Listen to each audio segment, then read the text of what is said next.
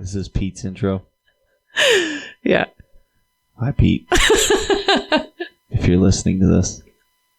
No, wait, I have to start the way I usually start. What do I say? Hey guys, welcome to another episode of Scattered Storytellers. My guest this week is Pete Ruble. He's a friend of ours. Hi, Pete. Spencer's doing my intro with me. He's giving me 3 minutes of his time while he's watching the Jets and Bills game. The Bills, yeah. What are all the things that you wanted to say about Pete? This is why you want to come on here. Pete, you're a swell guy. I noticed that Pete's one of the only ones who talks about sports with you. Yeah. Not a lot of musicians follow sports too closely. Pete's like one of the only ones. I'm the only one that's a glutton for punishment. As you're wearing your Concrete Lions baseball t-shirt. Oh yeah, I forgot to put that on. Yeah, no, he's the only one. I think that we kind of share that together. You have a tournament coming up. Yes, the 26th. Let's talk about that. I'm looking to repeat my victory from last year. How much did you win by last year? One stroke. Really? There was a guy, we were watching the leaderboard, and there's this guy that we had been paired up, Cody and I, a few times in a few other tournaments out there at Avalon. And when I saw I just remember his first name is Andy. I can't remember his last name, but saw he was right behind me the whole time, and I was like, oh man, I gotta beat this guy. And thankfully I did. One of our new unofficial sponsors of the podcast is the Conway Muse. You guys played the Muse. How was that? Well, that was awesome. That was one of your best shows. We got Clay to record a bunch. His show is coming up for his album release party. Enthusiasts and Friends for the Ghost. Yeah. Only $12. I know. I'm excited. It's $4 a band. It's like $1 a band member, if you think about it. And Tim's running the sound now.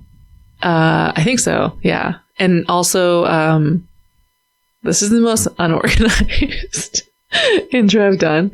But Incomplete pass. What? Incomplete pass. Stop watching that. No, I wanted to bring in the Muse just because I love all the incredibly varied artists that they bring in. Tons of people I've never even heard of. I wish we were closer. Corey Vincent's Electric Band is playing on the 9th. And it's not an album release. So live. But it's a live concert recording, yeah. That'll be exciting. Corey's always good live. Oh, if anybody's interested in Las Vegas Raider tickets, my dad and brother have season tickets, and after this most recent loss, they refuse to go again and waste their money on quote unquote that piece of shit team. If anybody wants Raiders tickets. If you want to go to Vegas and check out a sweet stadium, I got the hookups. Except January 5th. We're going to go. Yeah, January 5th is off limits. Are they, Seahawks fans now? I think football in general is just dead to my family at this point. Oh, okay. Iowa Hawkeyes aren't going to do anything. Raiders stink. All the teams we hate are winning. How do the Celtics look? The season hasn't started, but... They won last year. Yes, they did. First time since 2008. Yeah. So I've got them to look forward to, and the Yankees are on right now as well. I know Pete's a big fan of the Yankees. Oh yeah, we're supposed to talk about Pete the whole time. To round this out with Pete. Wait, I was going to ask you how you feel about being a homeowner. It's nice. Yeah. It's much better than renting and just throwing money down the drain. And moving all the time. Yeah, moving sucks.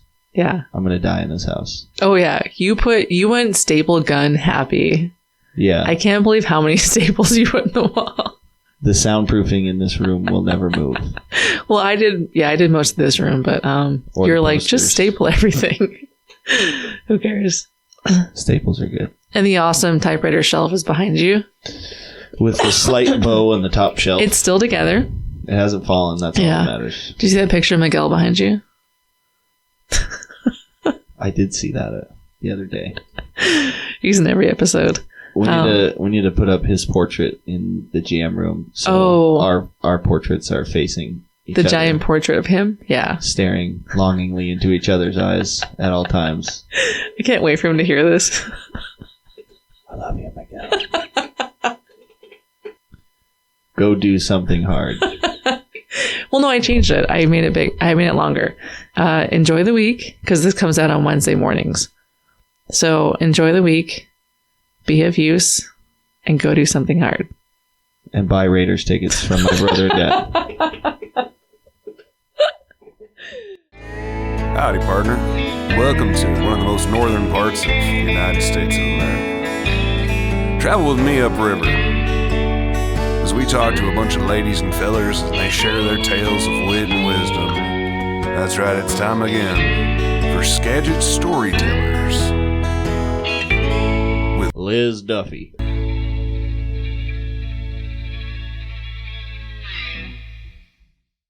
was just curious, do you do that when you go to houses? Do you look at paint jobs? Yes. I can't even stay in a hotel without analyzing the paint job on the door. I can't believe they used a 1/2-inch nap on this door. Yeah. Let's just talk about paint for an hour. Okay, go. You don't want, I will, but you don't want to go there. It'll get pretty nerdy pretty quick. Yeah, did you find the place okay? I did, yeah. It's funny, a good friend of mine used to live right over on Sterling Street. You're not from here. You're from Linden. Yeah. Okay, but you know people down here? Yeah. My good friend Patrick, who he's a little bit older. He's retired now, but I worked with him and then for him for a number of years painting. And yeah, his wife is from Cedar Woolley, and he ended up out here from Tennessee in the Navy. So then they've lived in Skagit County. So I've come down here a decent amount through the years, for work, because he works down here a lot. So a lot of jobs in Cedar Woolley and stuff. Yeah. So your range is from what, like Linden down to here? Yeah. I mean, for me now, I mostly stay in Whatcom County. But when I was working for him, since he lived down here, we'd come down here a lot. But I mostly stay in Whatcom County just because that's where most of my phone calls come from. So. Yeah. And so when you were in high school, were you like, yeah, like that's what I want to do. I want to be a painter. No. Was that your... No. Musician. I don't know. Kind of. What did you want to be when you grew up? Well, I guess I around 15 or 16 when I started to play the guitar, that is when I wanted to be a musician. Why did you pick up a guitar? My little brother actually brought one home from Value Village. He brought home an acoustic guitar, and I just it was sitting there, and I was like, that looks kind of interesting. And so I just wanted to see if I could make a sound on it. And I just plucked out a couple little simple bass lines. And I was like, this is pretty fun. So it just kind of took off from there. I wanted to play Led Zeppelin, but I couldn't because it was really hard. Actually, the first sound I ever made on the guitar, other than just the string noise, was the bass line for Dust on the Bottle. It's a Garth Brooks song. Okay. Which I was never really into that era of country, but it was just such a simple, it's like doo-doo, doo-doo. It's a 3-note thing that, if you've heard it, you can remember how it goes. And so that was just what came out. And I was hooked. Yeah. Did your brother ever pick it up? He did, but he didn't get near as into it as I did. So. Yeah.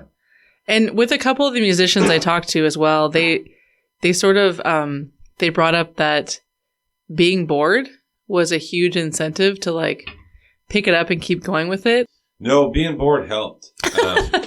What's there to do in Linden when you're a kid? There's not a lot to do, especially if you're grounded a lot like I was. Oh, let's get into that. So, your mom's actually going to come in and we're going to have a big talk. This is an intervention, Pete. I knew what this was. I knew it. I should have suspected.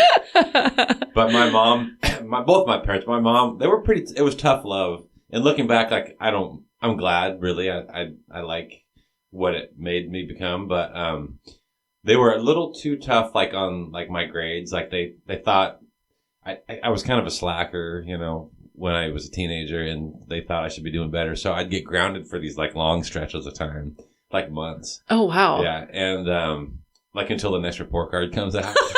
So I didn't have a lot to do, but I would just go in my room and play guitar, and the internet was still pretty new. This was the early 2000s. So there was no YouTube, but you could print off tablature, which is sheet music for dummies, for guitar. And so I could just print off tabs and play the song on the CD player. And I just locked myself in my room for hours and try to learn it. So it did, looking back, having strict parents actually Mom, the song's turned me into rock and roll. To you. I was all about rock and roll when I was younger, and yeah. it was kind of because being grounded helped me learn how to play it. So Well, Olive's show on Friday, their first show, they had her band After School Detention. I made sure I was like, David, you got to thank parents like for supporting you. And I was just thinking like, it's funny how you're like, thanks mom and dad for grounding me. Things work out in mysterious ways sometimes. But you also played sports though. I did. Yeah. You played what? Baseball? Yeah. Sports were my first love. My dad was a really good athlete and he actually would coach our little league teams. And so I played like all all 3 sports. You and your brother? Yeah. I have 2 brothers and both of us all played. So we played baseball, football, and basketball. Wait, are you the middle? Mm-hmm. Me too. That explains. So would he coach all of them? He would coach usually like the football and the baseball. Yeah. So. And you had to have good grades to stay in sports, right? Yes, you did. And at least school sports. That was one of my downfalls. So. Oh, okay. I got in a little bit of trouble in high school a few times. And also my school, I went to Linden Christian, and it's even more competitive than Linden Public as far as sports go. Oh, okay. So I started getting cut from the teams when I got older. And that kind of combined with me starting to become a delinquent, which I would get in trouble. And they have like an athletic code, which a lot of schools have. Yeah. But I got in trouble enough times where I couldn't play sports really anymore after somewhere between my sophomore and junior year. So that kind of also coincided with me starting to play guitar. It was kind of like I had more free time from not doing sports. And so then I had, I'd get grounded and then I would play guitar.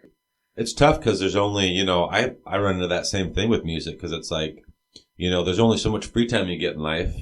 And then out of that free time, music is like my favorite thing to do aside from spending time with people. But, so there's like that you have to carve out that free music time. Within that, it's like, well, I want to get better at harmonica, but anytime I'm doing that, I'm not going to be like getting better at guitar or writing songs or recording or, so it's like, it's hard to prioritize. And sometimes it's that like fear of missing out thing is. Well, and then you also host open mics, right? And you do stuff like that too. I do like to do stuff like that. Yeah. So it's I'm actually not hosting one right now, but I'm going to start hosting one again.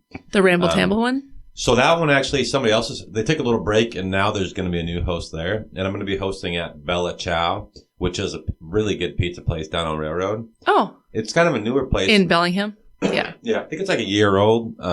But they just started an open mic and I'm going to be doing like bi-weekly with another guy who's going to be doing it on the other week. So, oh, cool. But I think it'll be pretty fun. So. And then is the idea that I guess if no one shows, you just play? Well, or at the Ramble Tamble, I would like play for a while, but not like the whole night. I would just kind of like hang out, Yeah. It was usually pretty busy, but in the middle of summer, the open mics can get kind of quiet, because people are out doing other stuff. So then there were nights where there was only like 3 or 4 people there, So then I would play and everybody else play, and then, hey, you guys want to go again? So we'd go do it again, kind of thing. So. And do you find that the people that are usually at the open mics, those are the ones that are playing it? Or do some people just go and just hang out? Some people go to listen, but it's usually mostly the people who are playing. Yeah. Or like friends of someone who's playing. Friends of somebody who's playing. Sometimes people will just wander in, not knowing it's an open mic, But yeah, it's mostly participants, which is actually really good because if you get like a good night where, like to me, a good night's like if there's like 10 or 15 people there, most of them play. So they're all really good listeners because they all appreciate what's going on up there and they want you to listen to them when they're up there. So it's like a real give and take. It's like, it can be authentic, but it's still like a give and take, It's just like going to other people's shows. Yeah. You can't do it expecting somebody to come to your show, but also like it's good just to go support them. And then the silver lining is sometimes people come out to your shows too. It's like how that community kind of functions. So the first time I met you, I think, was that at Birdstock? I think the first time we met was, I think it might have been at Birdstock. Yeah, because then the next day we went to Station 49. That's right. Yeah. And I saw you again. Yeah. Yeah, that was awesome. So you only went to Birdstock though was it because of Tim? Like you knew Tim and Hannah? Tim, and then I met Jack and Dylan and those guys too. That same well, not that same night, but at Honeymoon about a month Honeymoon. prior. Yeah. So I knew Tim, and then Tim for their invited first me to show. play. Yeah. Tim invited me to kind of open for them. So then I kind of wanted to go back and watch. I know Tim was playing with these guys which was called Turnkey Runner. Yes. So I wanted to go watch them the next night. They were playing at the Muse, but I couldn't make it. So I wanted to go watch them at Birdstock. So yeah. Yeah. How did you originally meet all those guys in Bellingham, like Tim and all those guys? You know what's funny? So I actually originally knew Tim like way back. We didn't know each other well, but this was probably 2014, 2015. I think I first met him at the Green Frog. Might have been the Honeymoon, or it might have been this place called the Star Club. But he was always doing piano stuff, and I just thought it was really cool because, well, not only is he a great writer and performer, but most of the people are doing guitar at open mic. So it was always really interesting when he would get up and start doing like some Randy Newman style, like ragtime sort of singer-songwriter piano. I just thought it was really cool. But we never got to know each other real well. Just kind of knew who each other were. Because he lived in Bellingham for a while, but then he moved. So he kind of dropped off the radar, and I kind of just forgot about him. And then a couple of years ago, I saw a show poster that Devin Champlin, who I met through his guitar store in Bellingham, was playing a show, and it was with Tim Meckling. I was like, oh, no kidding. Wow, Tim Meckling. He's back. I haven't seen that name in like 6 or 7 years. So I went to that and kind of said, hey, and I don't even know if he remembered me or not. But so then I bumped into Tim again at an open mic a couple months later, and then he's like, hey, you should come over and record sometime. So then we kind of hit it off there. And then he invited me to open for him and Hannah and Jack and Dylan all at Honeymoon. So then that's how I kind of met the rest of those guys. So cool. Tim's kind of been really good to me. I don't think he even meant to do that intentionally, but he's kind of got me out playing shows again because I hadn't played a show for like 5 or 6 years. I had like some weird nerve stuff in my arm, and so I kind of just given up on playing shows, and I was mostly just doing like open mic stuff and still writing a lot and recording and stuff at home. But I kind of gave up playing shows because I didn't know if I could play that long because my arm will kind of get numb a lot of times after like playing for like 10, 15 minutes or something.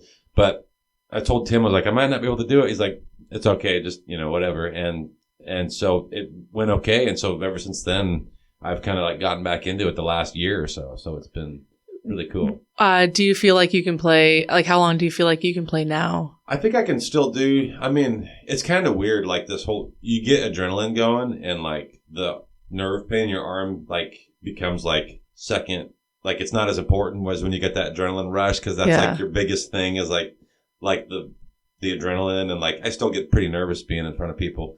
So honestly, some days I've been able to play for like an hour, no problem. But nice. Other days I can only play for like, I can't play at all sometimes for 3 or 4 days. So it just kind of depends what I'm doing and what I've been using my arm for. So. But then maybe like after, like say you play for the hour and then you stop, is it like just excruciating? It can be, but not always. It's really kind of weird. It's strange. Nerve pain is kind of weird. And it's been going on for like over 10 years now. So the more I think some of it's actually like, like stuff that's in my brain, your brain can get wired to like be hypersensitive to like a chronic pain that you get, Yeah. It's pretty interesting. I've delved into it the last couple of years, and this is probably off topic of what we were going to cover or whatever. But no, it's all topics. It's okay, fine. That's what I figured. So, we're going back to painting soon. I've read. Okay. Well, in that case, we'll milk this out. But have you ever read about like, there's like these instances of, like there was a surfer who had his leg bit off by a shark, but he didn't know it happened. Yeah, it's like later. The phantom limb thing. Yeah, and soldiers lose limbs and then they can still feel pain.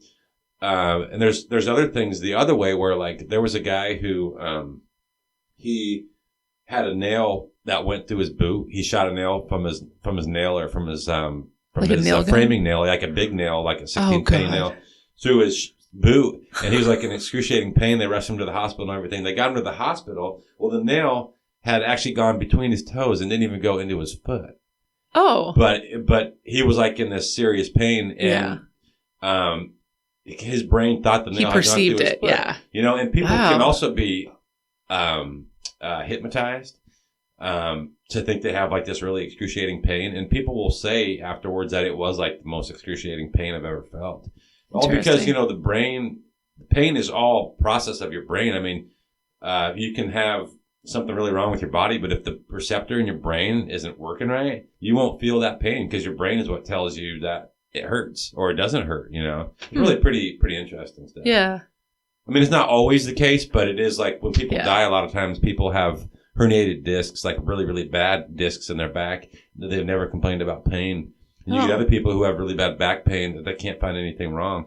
And with mine, they've never actually been able to find something structurally wrong. I've had like tests through the moon, and like I've gone to Seattle and multiple times and seen like probably 15 people, and they've never been able to find anything like physically wrong. So that's why I got in this whole like, maybe my brain's just like so paranoid about there being a pain where I won't be able to do stuff with my arm. So it's a pretty interesting world. But it only hurts when you play guitar. No, it's a lot of other stuff too. So it started, I went to college, and after college I was actually going to be a tax accountant.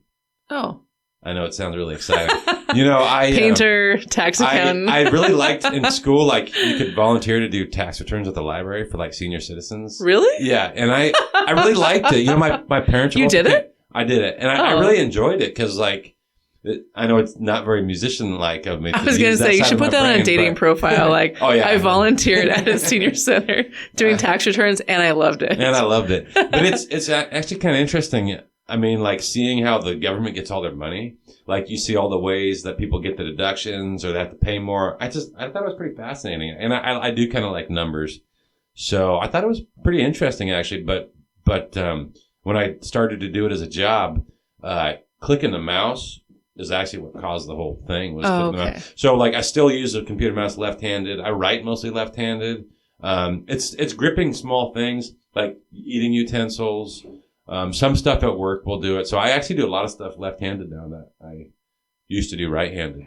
Now, I'm trying to picture you playing the harmonica. Does that also? It can. If it's already really sore, like holding up the harmonica will. So sometimes I'll just play with one hand. Yeah. But that's kind of actually why I got into harmonica, was because you can do it without using your arm. Because I'd have a lot of time. It's been a lot better this last year, but I'd have stretches of like 3 or 4 days pretty regularly where I couldn't play guitar at all. Yeah. And I wanted to keep playing, so I got more into it. I'd always kind of played harmonica, but only really just casually, like blowing in and out on it. And that having all that time where I couldn't play guitar is kind of what made me want to get better. I was like, I might as well use this time for something. Because I was kind of a music junkie, so I kind of always want to use some of my free time doing something musically every night, So I really, really liked your harmonica parts for Vandal Handsome Man. Yeah, that was a lot of fun. That was really good. That show at the Muse. That was awesome. That was incredible. That was bar none the funnest show I've ever been a part of. Really? It was really cool. Like, everybody dressing up. And I had never been to the Muse before. Really?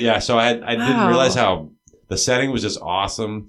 And, I mean, Tim's album was great. So it was like the perfect setting, the perfect, like, vibe, and the great crowd. It was a great crowd. Really great crowd. It was a really special night. You were on my radio show. My short-lived radio show.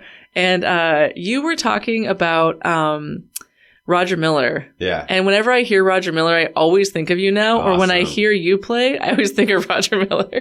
That's awesome. And I forget, remind me again. So you were on a road trip? Yeah, we saw, so we went, so my girlfriend at the time, we went she grew up in Rochester, New York. Yes. Which is not far from where Hannah's from. I was just listening to your episode of Hannah. Yeah. And so on the way back, we wanted to take a different way because it's a long way. And so Did you just go straight across? Mm-hmm, yeah. So on the way back, it was like, well, it's already going to take us like 5 days. Why not just like make it like 6 or 7 days and go a different way? So we went down to Nashville, and then we went back west. And in Oklahoma, off of I-40, which is like parts of I-40 are what used to be Route 66. Roger Miller's from this little town, and there's the Roger Miller Memorial Highway. So the museum is gone. There was a Roger Miller Museum, which is gone, but the highway's still there. So Sarah and I both got pictures of us underneath the highway sign. And there's a pretty funny quote, actually. I should post this picture. It's pretty cool. But they asked Roger Miller, what's your... It's just a town called Eric, Oklahoma. And they go, what is your hometown of Eric, Oklahoma near? Because they had never heard of it. And Roger Miller goes, Extinction. Which is just classic Roger Miller wit. Like anybody who listens to his songs is like, oh, that sounds like something he would say in a song. You know, he's just like the wittiest guy. And so you were already a fan. It's not like you just stumbled upon. Oh, no. Yeah, no, I was You knew where you were going. I first actually heard Roger Miller. It's kind of funny, but like when I was a teenager, I think it was a Gatorade commercial. And it's funny, actually, I'm thinking of how many musicians I've discovered through commercials. No, that's how Spencer discovered Band of Skulls. Yeah, and it was just a commercial. Them. It was a Ford commercial. And they I just think. play that little ditty, and it's like just the catchiest like 10 seconds of the song, of course. So you like, if you're gonna get hooked, it's like on the commercial bit. But yeah, I heard it was Walking in the Sunshine. I think it was a Gatorade commercial with like a guy running or something. Yeah. But I forget. But I was just like, yeah, what is that? And my dad always knew. He's like, oh, that's Roger Miller, you know. And so ever since then, I'd slowly delve into him. And yeah, that was a long time ago. So through the years, I've gotten more and more, you know, into his stuff. And he's Hannah talked about her parents being into Jimmy Buffett. Yeah. What did your parents play growing up? You know, my dad was really into the oldies. Well, they both were, yeah. So they were both born in the late 40s, you know, so they grew up in like the late 50s into the 60s. So they had like the oldie station, like Seattle had the station 97.3 KBSG. And you could get it all the way in Linden. Like, Linden was kind of cool. You could get the Vancouver and the Seattle station. Yeah. So did you listen to 99.3 The Fox? Fox Rocks. Nice. Yeah, the Fox Rocks and Rock 101. Yeah. 100.3, the Q is a good one. Yeah. That's at Victoria. Yeah, the Victoria. That was actually one of my favorite Canadian stations. Was that one? Was the Q? They had kind of a cool. It's kind of like Jack, but a little bit more my like less of like the 80s. Yeah. Like, and more of like the classic rock kind of stuff. Yeah. And with the CanCon rule, like they had to play, I want to say 40% Canadian songs. Yeah. So you probably discovered a whole bunch of music. A lot of stuff like Chilliwack. You never hear. That's an old band.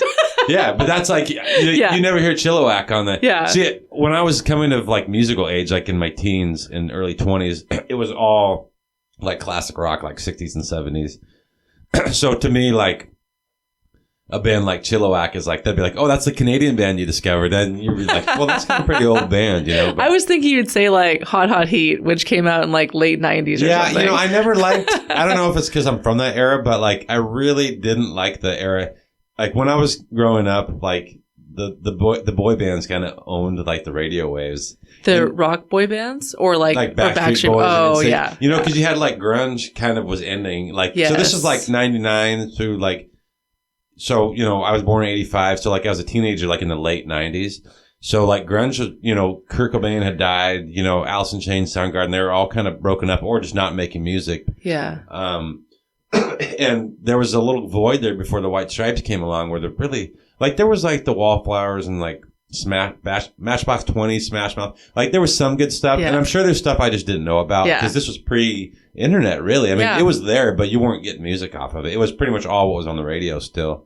Or what you could buy in the record store, you know? Yeah. So after a couple years of that, you know, I really got into like classic rock. And so I just kind of rejected like the era of when I was a teenager, that music. And it wasn't until a few years later I realized like how good like the White Stripes were. Yeah. You know, and because even them at first I was like, nah, this is new stuff. I don't like it, you know? And eventually I realized like, oh, Jack White's pretty dang good.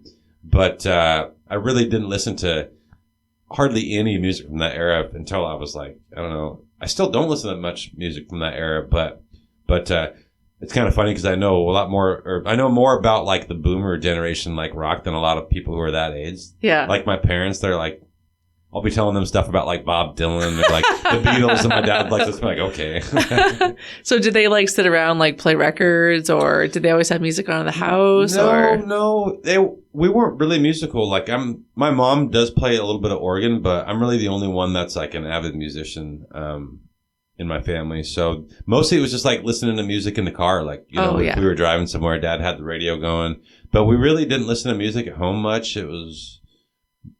I mostly kind of got into it on my own. So yeah. Is there anything on the horizon for you? Like any Because you released something, I want to say 6 months ago, or was it more than that? It was, gosh, I think it's almost been a year now. Has it been a year? It was like last, Time I flies. think it was last November. Okay. It was last November, and it's actually the cover was the picture you took in The Polaroid. in the Polaroid. Yeah. Yeah. I love the look of that old film, and Me too. I think the picture turned out great too. Just like spontaneous, and so that was the album cover, and that was kind of the last one. I haven't recorded anything since then, so I've been playing. Do you feel like you have like an album's worth of songs or an EP? You do. Yeah. I've got like way more songs written than recorded. So I'd love to get back in there, but I like writing them, and I've been playing a lot of shows the last year, so like I always kind of need to like keep the set like sharp, and so to record, I kind of like having like nothing on the horizon for a few months. So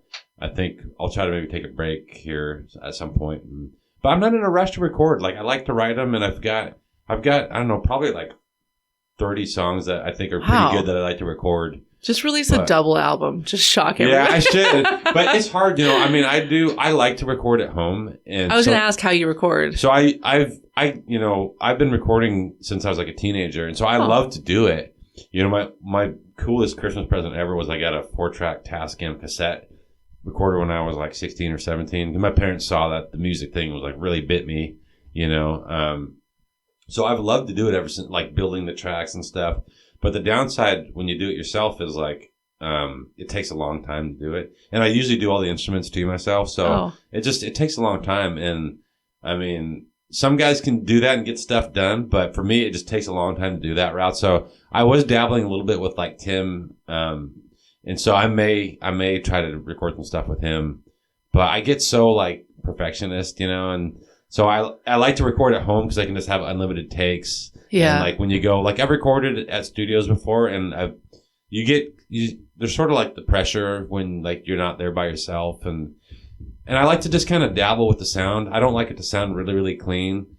I like it to sound a little bit like rough around the edges, and I feel like it's easier to accomplish that at home. For one, because I don't have like really, really nice gear, but also it's just like you can sort of like mess with the mixing, like mess with the EQ or how I get the sound, mic'd, captured, and so I do love to do it at home, but it takes a while to do it that way. Yeah. So.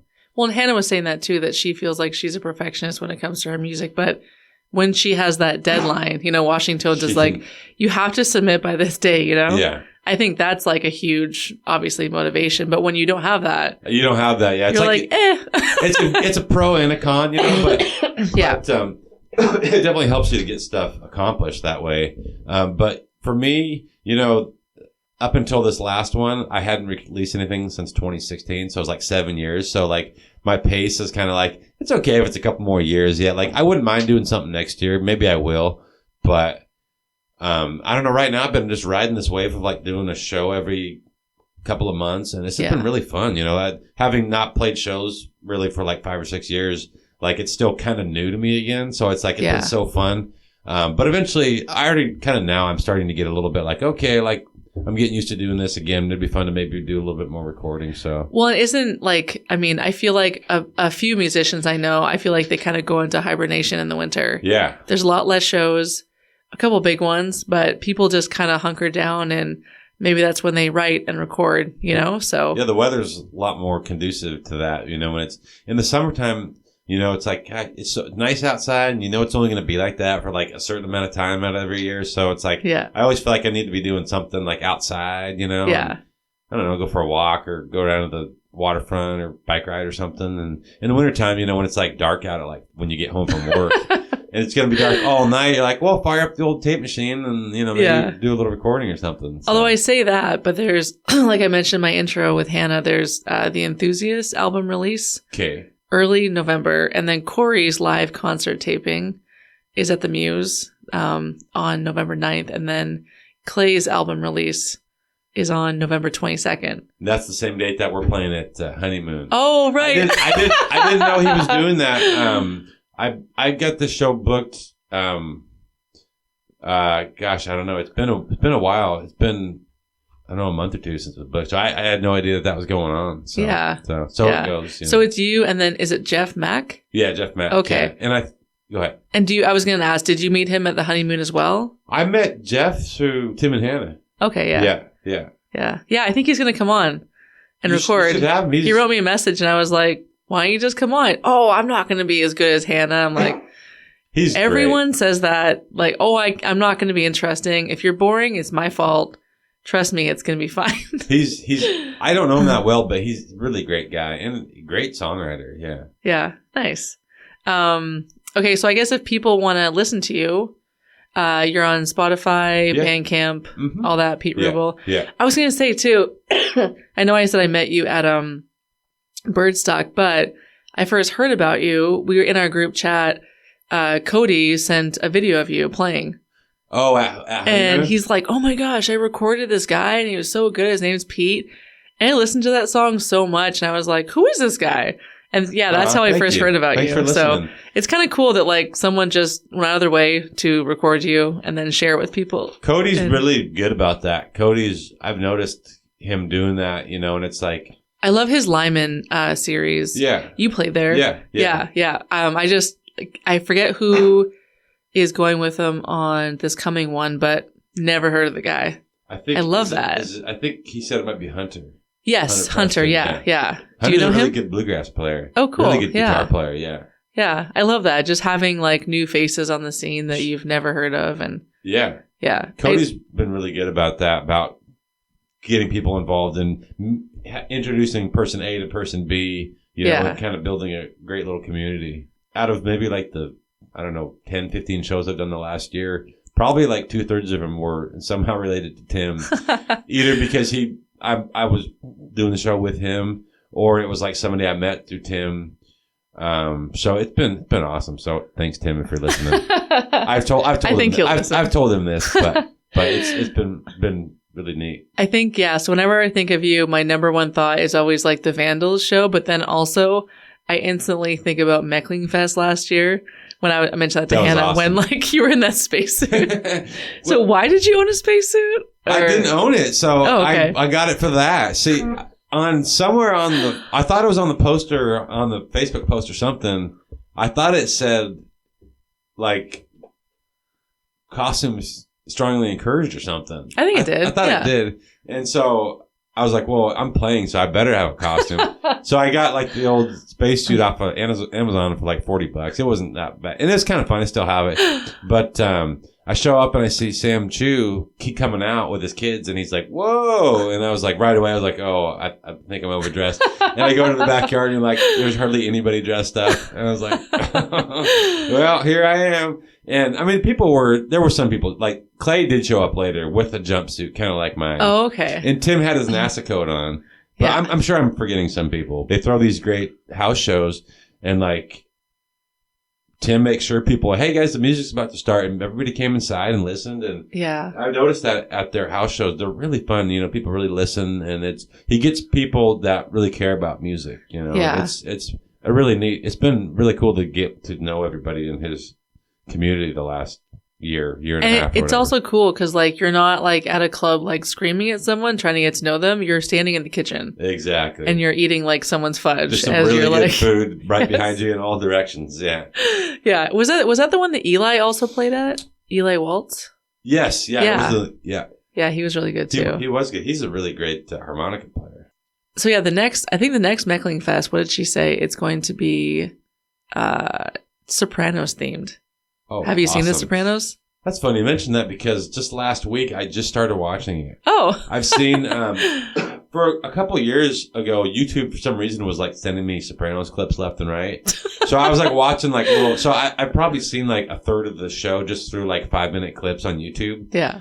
But I really hadn't seen. I'd seen a couple episodes way back when it was first coming out with some roommates I had back in like the early 2000s. But I hadn't really sat down and watched it. And then last weekend, I was like, something came on about The Sopranos somewhere where it got back into my consciousness. And so I just watched the first episode, and I knew I was going to like it because I really liked the YouTube clips, but I hadn't really sat down and watched an episode. And so I'm debating if I want to get into, because I don't watch a ton of like shows. Because I don't know, I start to get into something and it's just like, I like to read a lot and then I like to do music, and it's like those two things, like there's not a lot of other time to do One of them stuff. has to go. Yeah, so it's like if I watch if I start watching a show, like it's going to be probably less music time or less reading. And I know it sounds kind of like dull and sort of like rigid, but it is like, it's, I got my routine. I like my routine. And so I don't know if I am going to start watching it, but I really did enjoy it. And so I might start to, and if Mecklen's Fest is going to be themed that, maybe I should watch it. Yeah, I think you should. Spencer, he really likes it. And I think Hannah was saying we should talk in like almost like Italian accents. That'd be awesome. The whole time. Yeah. Spencer really likes talking in accents, so he's going to enjoy it. All right, you want to get your guitar and play something? Yeah. Sweet. Yeah. Awesome. So while you're playing, I'm going to take pictures. And I was thinking, because I always think like, okay, like I wonder what picture I'm going to use like for their thumbnail. But I know what picture I want to use for you. Did you see the picture that Hannah took of you at the wedding? Yeah. That's a good picture. It's a really good picture. I was like, was Pete posing? I think she just caught you in your natural state. But anyway. I'm not usually dressed up with a nice button-up shirt and everything. So. That was such a fun wedding. Thanks for coming. That was awesome, yeah. It was so great. I love the fact that there were so many musicians there and no one had to worry about playing. Yeah, we could be there and be our normal selves, and that was a special day. There's a great Mark Twain quote that at first I didn't understand when I read it, but he was talking about this guy moved into a new area. It was a story, and he said, and he did favors for his neighbors, and even more importantly, he allowed his neighbors to do favors for him. And that's like totally sums it up. It's so true. It's just like when you let somebody else do something for you, that's like, it obviously helps you, but it also like makes them feel, it gives them a sense of, being a part of the community. They're helping. Yeah. Like somebody feels comfortable enough with me to ask me to do this for them. That's pretty cool. And also it feels good just to help people so they get that whole like giving high or whatever that you get, And yeah. It's pretty interesting. I was just thinking I should go to my new neighbors and just ask them for like a cup of sugar, even though I don't need it. Yeah. Just to start a conversation. It builds the community, Yeah. It's fun to ask somebody for something even if you don't really, really need it. Like I could go to the store to get that cup of sugar. Yeah. But like then I wouldn't be able to strike up my conversation with my neighbor, Yeah. And who knows where that might lead, Yeah. Okay, so, I'll do it and then I'll let you know how it goes. Do it, yeah. I'll put in the intro how it goes. All right, what song are you going to play for us? I think we'll do this song called Must Have Been the Highway Blues. Okay, and then when did you write that? Where? I wrote this kind of over the last, I think maybe 6 months ago or something. And it's sort of, a lot of my songs will just start off with kind of an idea. I don't usually plan on writing a certain song. I wish I could, but I usually can't write a song. Like a lyric idea or just okay. A lyric or like, it's usually like a hook where it's just like a line or two that's like with a chord change or maybe with a melody or something like that. But it's usually something that comes spontaneously. Like, I wish I could just sit down and write a song about a topic, but I never, ever can do that. Like, so you're like in the shower and you like think of something. You're like, oh. Exactly. Like, oh, water, shower. And that's how I pretty much get all my songs. And then from there, I can usually like kind of work around that. And it's kind of fun because then, it's just like, oh, this is the song. I'll write about this, So, yeah. But yeah, this one is, that road trip where we, took the picture with the Roger Miller. It was kind of built on that. Not really. I like to combine like stuff that has happened to me with other more interesting things that haven't happened to me, but that make the song more interesting. So it's kind of a combination of those. But cool. That road trip we took, it was 7,000 miles and we did it in like 2 weeks. Wow. So it was a lot of like 12, 13 hour days driving. And, so that's kind of where some of it comes from. But, I love road trips, but there's like a certain point on the road trip where it's like, oh my God. We were in the middle of the Mojave Desert and it's just like endless desert. And we had been on the road for like, I don't know, 4 or 5 days on the way home. And I was just like, I got to get out of this van. Like Sarah's got this old van. And it wasn't the van. It was just like whatever car we were in. Like, I got to get out of this car, and but there was nowhere. Like, it was just the desert. Like, there's like a railroad track with some old train cars and this like bunch of tumbleweeds. Like, no cars in sight. Like, nothing. Yeah. Which I always thought was really scenic. Like, and I did enjoy it. But there's like, if it's like 5 PM, you've been on the road for like 9 hours already. And you have like 3 hours to go. It kind of loses a little bit of its charm, That must have been the highway blues. I got a steering wheel and a cigarette all night, and I haven't made it back home yet. Must have been the highway blues. Here comes a passenger in the outside lane, cold water in the early morning rain. Hey, must have been the highway blues. Black top running through my head. If I don't cut it out, gonna wind up hanging by a thread. On the wrong side of that, I got loose feet in a 2-track mind. When I get home, I wonder what I'm gonna find. House full of the highway blues.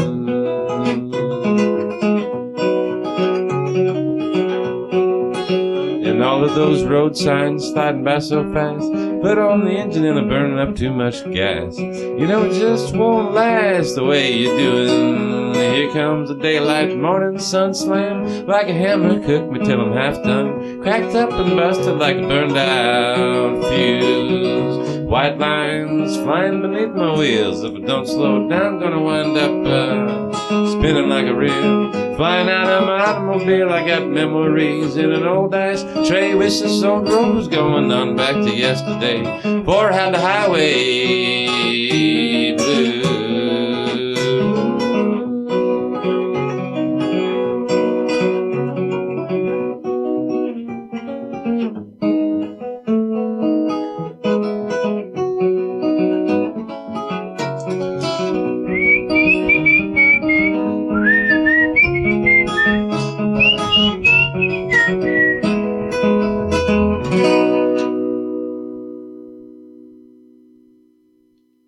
All right, so people can see you at the Muse, and I'm not going to have this out before Saturday. Oh, that's okay. So, yeah, no, the Muse and or no, not the Muse. Sorry, the honeymoon. We're going to be at the Muse watching You'll be at the Muse. show. Well, I'll be at the honeymoon. I'll be thinking about you guys. Everybody that doesn't go to the Muse. Basically split the crowd down the middle. Yeah, November 22nd, and then if you can't come to that, November 29th, I'll be at Ramble Tamble with Cascade Cody, Channing Wage, and Buddy Mac. Okay, I don't know Buddy Mac. Yeah, he's does really cool like cowboy songs, so that'll be pretty cool. I think that's November 29th. That's the Saturday after Thanksgiving. And I had never been to Ramble Tamla before. I just went there recently. Wes and oh gosh, who else played? Just Clark. Some guy from Portland. Yeah, he's really good. Yeah, he was really good. Yeah. Actually, we've had his CD in the car and like we've been playing it on repeat. It is really good. Yeah. And Morgan's one of my new favorites. Morgan McHugh. He's great. He's great. Yeah, he's going to come on here too. So nice. Yeah. Yeah, that's cool. I didn't even know who that Just Clark guy was, and I actually saw Spencer post on either like a story or something. Yeah. And I was like, oh, that sounds cool. And I checked him out, and now we're buddies on Instagram with Just Clark guy. It was really neat. Yeah. I'll make sure to plug all your stuff. And, appreciate it. If anyone needs any painting done, they also contact you. You know who to call. Or taxes. You don't want me doing your taxes anymore. Jack of all trades. I can barely get my taxes done anymore. You can coach a kid's baseball team. All right. Thanks for coming, Pete. Thanks for having me, Liz.